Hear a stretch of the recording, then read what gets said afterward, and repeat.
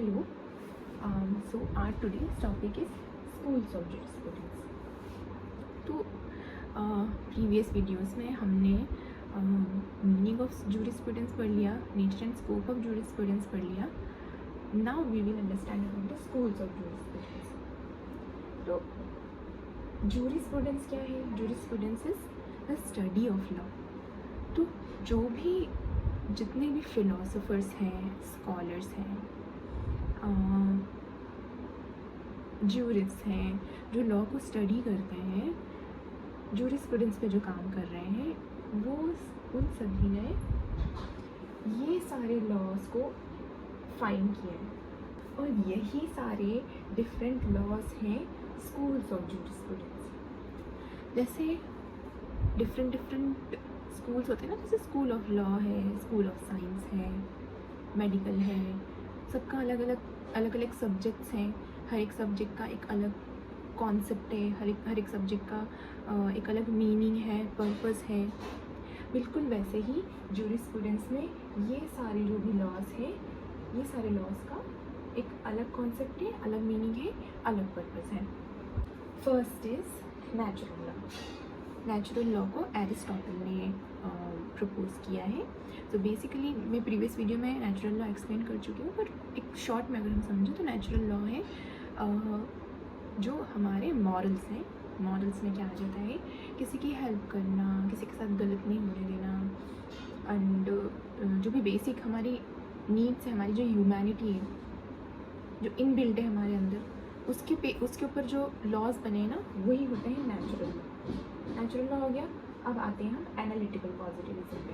तो analytical positivism को John Austin और जेरेमी बेंथम इन्होंने प्रपोज किया है. तो बेसिकली एनालिटिकल पॉजिटिविज्म ये है कि जो लॉ है, लॉ इज़ लॉ. किसी भी गवर्नमेंट ने, किसी भी रूलर ने लॉ बना दिया है, आप उस लॉ को फॉलो करना चाहते हैं, नहीं करना चाहते हैं, फिर आपको लग रहा है वो फेयर है, अनजस्ट है, डजेंट मैटर. जो लॉ है वो है और उसे हर एक इंसान को फॉलो करना है. तो यही है एनालिटिकल पॉजिटिविज्म. अगर गौर करें तो ये दिखाई देता है कि डिक्टेटरशिप भी एनालिटिकल पॉजिटिविज्म जैसा ही है. तो actually dictatorship is based on analytical positivism. यहाँ भी क्या है कि जो लॉ है वो लॉ है, उसे किसी भी हाल में फॉलो करना है. एग्ज़ाम्पल अगर हम ले लें कि एक रूलर है, वो आपको कह रहा है कि वो आज आपको कह रहा है कि आज सबको ब्लू कलर का आउटफिट पहन के घर से बाहर निकलना है, और अगर किसी ने ब्लू आउटफिट नहीं पहना है तो उसे हम पनिश करेंगे.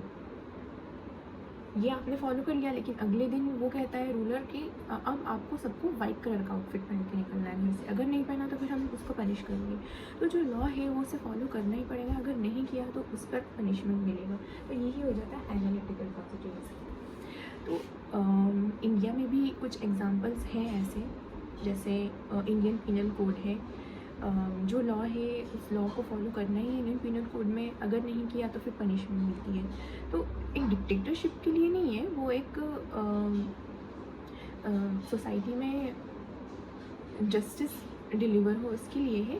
बट इंडियन पिनल कोड भी एक एग्जांपल है, और मोटर व्हीकल्स एक्ट है, ये भी एक एनालिटिकल पॉजिटिविज्म का ही एग्जांपल है कि कुछ एक स्पीड लिमिट है, उसी स्पीड लिमिट के अंदर कोई भी अपने व्हीकल्स को चलाएंगे और हेलमेट पहनना ज़रूरी है या सीट बेल्ट लगाना ज़रूरी है.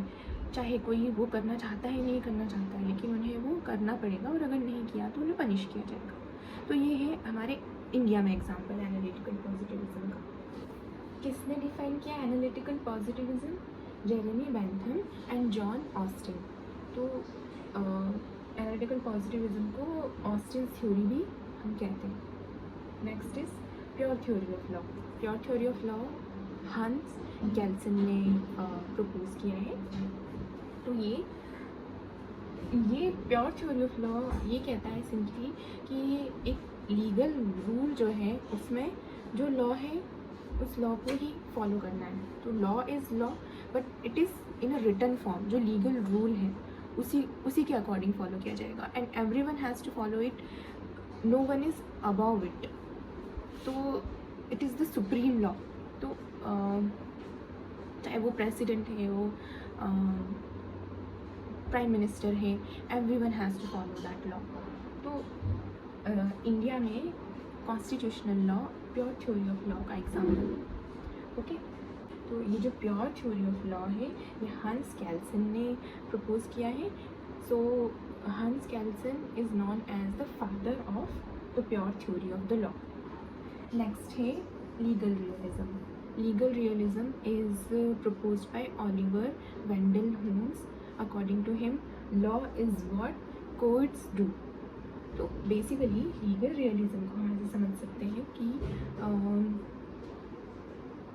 किसी भी कोर्ट ने, जज ने कोई जजमेंट दिया है और वही जजमेंट एक लॉ बन गया और उसी के अकॉर्डिंग आगे के लॉज बन रहे, उसी के अकॉर्डिंग उसी को फॉलो किया जा रहा है, उसी लॉ को फॉलो किया जा रहा है। तो अगर हम एग्जांपल देखें लीगल रियलिज्म का, तो एक बिगेस्ट लैंडमार्क जजमेंट है, हम सबको पता है, Keshavan Bharati versus state of Kerala. तो बेसिक स्ट्रक्चर डॉक्ट्राइन इस लैंडमार्क जजमेंट के बाद हमें मिली और उसी के अकॉर्डिंग बहुत सारे लॉज फॉलो किए जा रहे हैं then and now. Next is historical jurisprudence. Historical jurisprudence is proposed by Henry Maine. तो बेसिकली हिस्टोरिकल जूरिस्प्रूडेंस यही है कि हिस्ट्री में कुछ ट्रेडिशंस, कुछ कस्टम्स जो फॉलो किए जाते थे और with time according to needs of the society उसे एक लॉ का रूप दे दिया गया, उसे एक लॉ बना दिया गया। जैसे हिंदू मैरिज एक्ट है, वो भी हिंदू रिचुअल से, हिंदू ट्रेडिशन से ही बना है। तो पहले जो रिचुअल्स ट्रेडिशंस फॉलो किए जाते थे उसे एक लॉ बना दिया गया सोसाइटी के नीड के अकॉर्डिंग। एंड शरिया लॉ है, मुस्लिम पर्सनल लॉ है, वो भी एक ट्रेडिशंस और कस्टम्स पर ही बेस्ड है। तो ये हो गया historical jurisprudence. Next is sociological jurisprudence. Sociological jurisprudence is proposed bye Roscoe pound.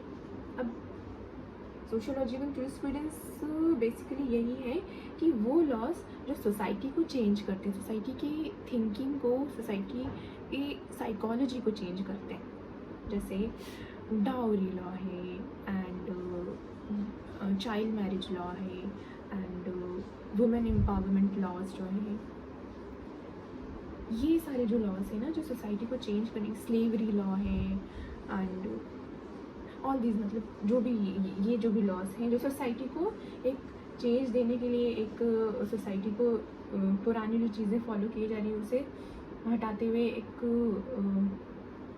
Updation देने के लिए सोशियोलॉजिकल जूरिस्प्रूडेंस का यूज़ किया जा रहा है। So all these are the schools of jurisprudence.